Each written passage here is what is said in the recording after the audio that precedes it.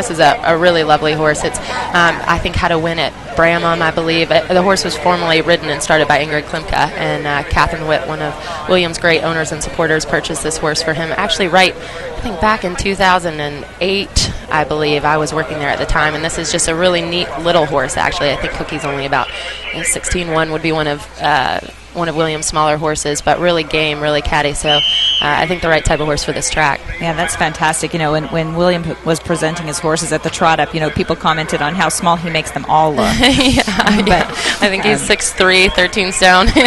What a master, though. And you can bet the riders are all glued to a TV screen right now and going to watch how William handles these first few combinations. William has had several trips around the horse park here. He knows it well.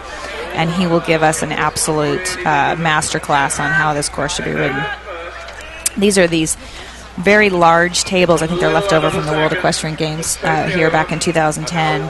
I love the placement there on the course. Yeah, I think it's super. I mean, you've got kind of your two first fences that get you galloping, and those really are massive tables, but it's what the horses need to kind of say, okay, here we are, we're at a 4-star, let's do this. And now this is the new loop where they're galloping around, and they have a table coming up, and then they come and they have two brushes on quite a nice two-stride. But the interesting part about the brush combination, which hopefully we'll see here, William coming up to, is there's actually a ditch in between the two brushes that the horses don't jump. Yeah. So the issue will be if the horses spook off their line off of the ditch on the inside.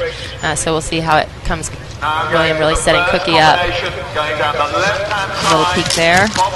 Yep. Yeah, exactly. Yeah. That requires quite a bit more of a spook than you would have expected. Because that certainly walks in a regular two strides, and you see that little shift to the left. And I think the brush is forgiving enough that you can, just like that, get a nippy 3 strides in there. But it'll be interesting to see how that line stays. Yeah, I think especially for the less experienced pairs, that's going to be a little bit of a wake-up call early on the course. William with years of experience to be able to handle that, but maybe a little bit of a surprise to the less experienced pairs. Completely. And I think it'll be interesting watching back in the tent how they read that, because William actually did set up quite a bit for that combination, knowing that he'd probably get a spook on the backside. And now they're coming into their first water combination. A little tentative there. So William will... All right, so he's having to ride a little bit out there this morning. I think that's good feedback for the horses too. For them to see how the horses are reacting and realize they got to get out there and be serious and attack the course right from the beginning. Yeah, and normally that water I think is number 4, so they have to come to it even sooner. So it's nice. You can even see how Cookie held off that quite a bit, and William really had to ride him out of there. And he's already had a minute of galloping. So I think the riders will be happy they actually have a few more fences before they get to that water. And a beautiful day for cross-country here today. It's a little bit overcast, perfect cross-country weather. Hopefully it'll hold off for us and just keep this up all day long. Yeah, the ground is out there is just beautiful right now. So here he comes around to this. And this is always a very significant combination here. Cookie looking like he's... Interesting. And you can see that on that corner they have two choices. They can either take the left-hand corner on the left and the right, and he took the right side. It'll be interesting to see throughout the day which riders make which choices on which side. Completely, and I think the right side, I believe the right side actually walks in 4 and the left side actually walks in 3, but most of the comments were is that they'd be adding up. That the way that the ground works after they jump that ditch is it's quite upright, and they almost stop on the landing on the backside of the ditch, which tends to create that extra stride, which makes it difficult then to get to that skinny, real positive. And I think last year we had a few problems just at the end rails there, and they made those rails a little bit softer, but by no means soft. Yeah, exactly. You still know you're jumping a 4-star course when you come up to that. Yeah. And that ground has been that difficult ground on that coffin has been here for years, and the horses do react to it. And this is an enormous ditch wall he's coming to there. It's got the water running through it, and a very impressive fence there for the spectators to see how incredible these horses are. Yeah, and it'll be interesting. It comes around here to the sunken road, which is a short bounce in over quite a snug 2 strides and then up and bounce over a brush, so they have to go from about 650 meters per minute to... Exactly. I got down there and walked. I was like, that is really snug. It's super snug. But again, this is a little catty horse. I mean, that's what we're talking about. It'll be interesting. The bigger strided horses that maybe aren't so adjustable, that could get a little uncomfortable in there. And now we've got James Alliston looking like he's getting ready to go out the horses. And this is nice. I mean, Cookie looks full of running right now. This is a nice long pull up to the top of the hill.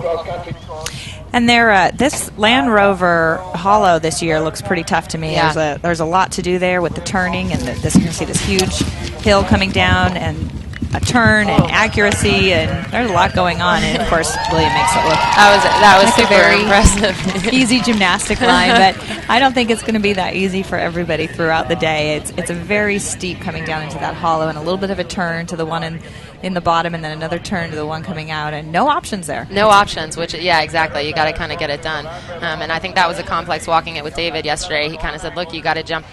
And this is his first of 2 rides. Seacookie is sitting in 10th place after dressage. And it looks like he's trying to pick up the pace a little bit. They're coming in pretty strong up to that. Yeah, now we've got a really good long downhill pull, and then they've changed it here again. There's a table coming up on the right that'll take you down to what would be the 3rd water. And I think the rider at this point, they kind of know that they've got 2 minutes left to go, and they're going to be judging how much horse they have left, how much gas is in the tank, how much they can keep pressing it, or maybe they need to start thinking about taking care of the horses. And you can bet William wants to be on that time. Yeah. He knows exactly where that time is, and he's going to be planning on making it and laying down a clean and fast ride first to go. Completely. And if he can do that, that will really put the pressure on for the rest of the field.